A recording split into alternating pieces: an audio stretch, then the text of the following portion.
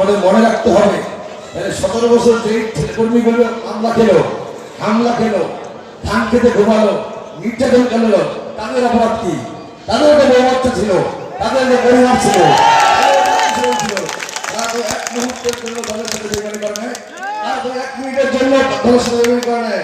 মোস্তফা শহীদ টিপু, সজিদ খান, শাওন, রনি, বাবলু, তাদেরকে আমরা চিনি, সাইফুল, প্রত্যেকে তাদের সবকিছু ত্যাগ করে এই বিএনপি করেছে, আমার সাথে স্বেচ্ছাসেবক করেছে।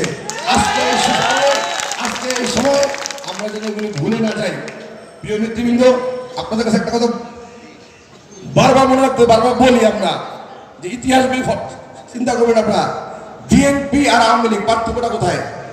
খালেদা জিয়া শেখ হাসিনা পার্থক্যটা কোথায়? শেখ মুজিবুর রহমান জিয়াউর রহমান পার্থক্য কোথায়? আপনারা যদি ইতিহাস চেক করে দেখেন, একদিকে পলায়নের ইতিহাস, একদিকে বীরত্বের ইতিহাস।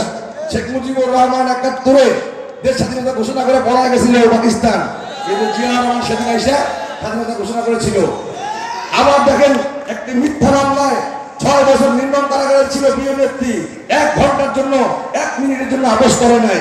অথচ শেখ হাসিনা দেখেন, পুলিশ ছাড়া মাত্র 10 মিনিট এসে থাকতে পারে নাই, সে কিন্তু পলায় গেছে। আজকে আওয়ামী লীগের যুবলীগের নেতৃবৃন্দ বলতে চাই, আপনারা ইতিহাস থেকে দেখেন, প্রিয় বন্ধুরা, আপনারা ইতিহাস পড়েন।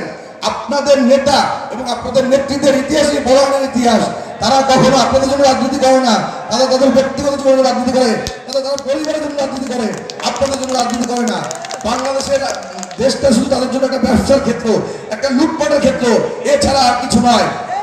প্রিয় নেতৃবৃন্দ, আজকে আমাদের মনে রাখতে হবে, দীর্ঘমেয়াদী